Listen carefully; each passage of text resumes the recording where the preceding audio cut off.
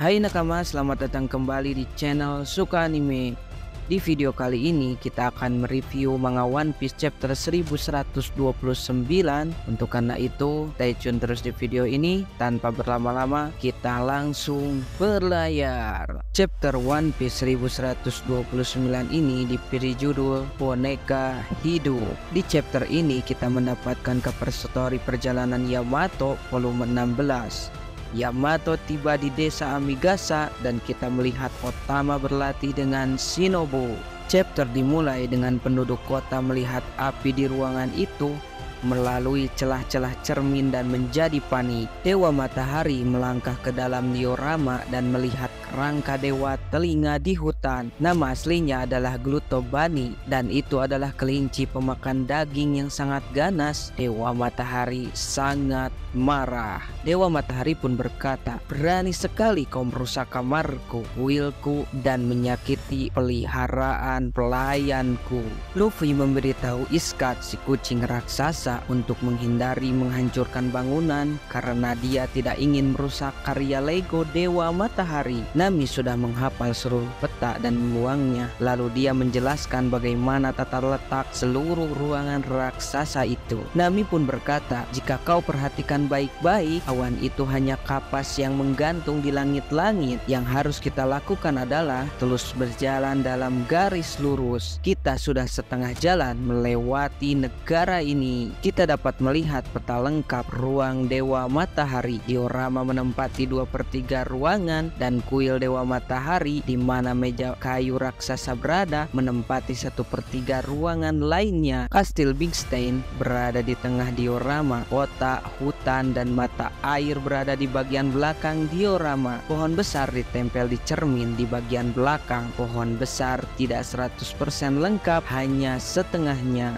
Dewa Matahari mencoba menangkap mereka dengan jaring besi yang keluar dari tongkatnya, tetapi Zoro dan Sanji dengan mudah menghancurkannya. Mereka tiba di sisi lain negara Lego. Usopp menghancurkan cermin dengan Green Star Spulbograss miliknya, tetapi dinding belakang cermin tetap utuh. Dewa Matahari mengatakan pada mereka bahwa ini juga menyenangkan. Ia menghargai kenyataan bahwa ini adalah kejahatan, pahlawan, dan kisah perjuangan di dunia miniatur yang ia ciptakan. Ia ingin mereka semua tetap tinggal dan menjadi boneka hidupnya. Dewa Matahari berbicara persis seperti samurai Wano Kuni dan menggunakan banyak istilah otaku. Dewa Matahari pun berkata, "Boneka tak berdaya melawan takdir. Ini adalah puncak fiksi. Sungguh menyedihkan, namun berani. Aku akan terharu sampai menangis. Betapa sebenarnya menerimamu di negara ini. Luffy Taso, Zoro Taso, Nami Taso, Usopp Taso, Santaso, Jotaso. Jadi semua kru Mugiwara dipanggil dengan akhiran Taso."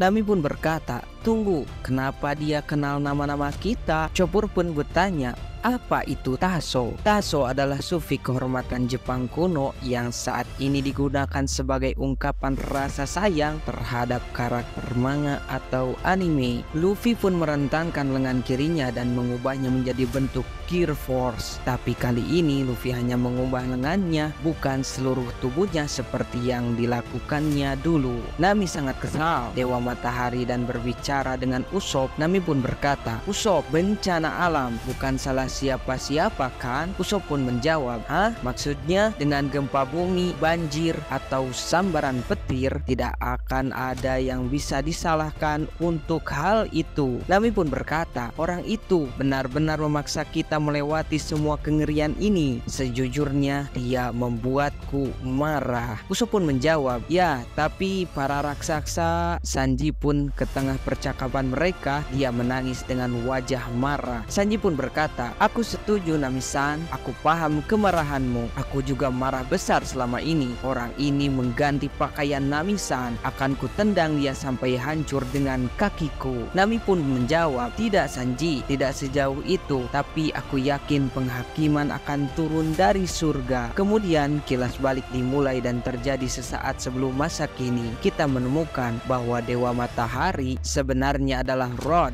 sang navigator dari New Giant Warrior Pirates, kru bajak laut raksasa yang dipimpin oleh Hairudin. Kita melihat bahwa burung gagak Mugen membawa Thousand Sunny ke Rod. Rod pun berkata, "Mugen, apa yang kau bawakan untukku kali ini?" "Apa?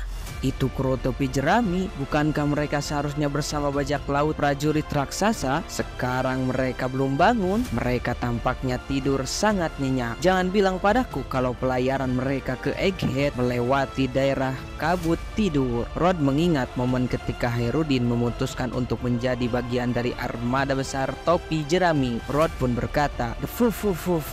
Aku tidak pernah senang dengan si idiot Hairudin yang menjadikan aku bawahan orang ini juga. Aku, anggota bajak laut prajurit raksasa baru yang terhormat. Sebagai bawahan orang ini, prajurit Elbaf yang terkuat di dunia ini menyerah pada manusia yang lemah. Apa dia tidak punya harga diri?" Rod memegang Luffy dan Nami di telapak tangannya. Rod sangat menyukai Nami. Dia sangat gembira ketika dia melihat tubuhnya.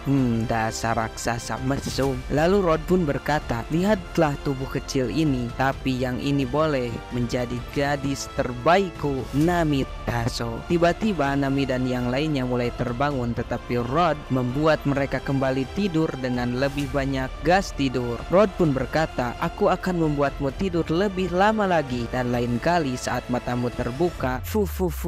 Kembali ke masa sekarang, Rod masih berbicara dengan kru topi jerami. Sambil berjalan, Rod pun berkata, "Fu. Kau akan mendapat keuntungan dengan tetap menghilang selamanya bersamaku. Aku tidak tahan berada di bawahmu, berkuasa di atas, namun Ketika Rod berkata seperti itu, Nami pun berkata pada Zeus, "Zeus, apa kau siap?" Zeus pun menjawab, "Siap sekali, Nami." Melihat awan hitam yang ada di atas, Rod pun berkata, "Apa ini? Aku tidak ingat pernah membuat ini." Saat Rod sedang berbicara, Nami dan Zeus menciptakan awan badai besar di langit-langit diorama. Lalu mereka menyerang Rod dengan petir yang kuat. Nami pun berkata dengan mengeluarkan jurusnya, "Ini dia, Raite." Rod pun berteriak, "Ya!" Orang-orang di kota pun panik. "Apa?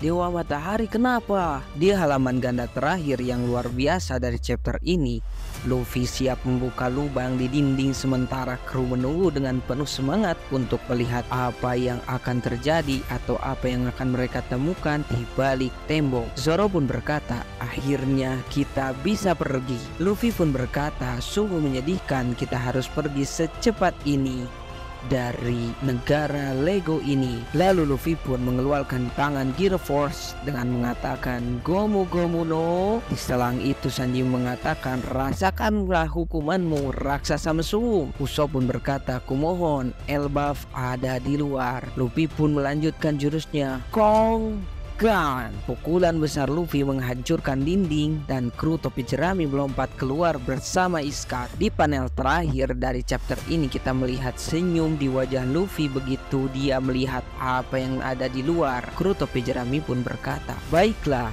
kita di luar." Dan chapter pun berakhir. Untuk infonya, minggu depan tidak libur. Oke nakama, segitu dulu informasi yang dapat admin Suka Anime bagikan. Silahkan share jika video ini bermanfaat, dan like jika suka, dan subscribe itu harus.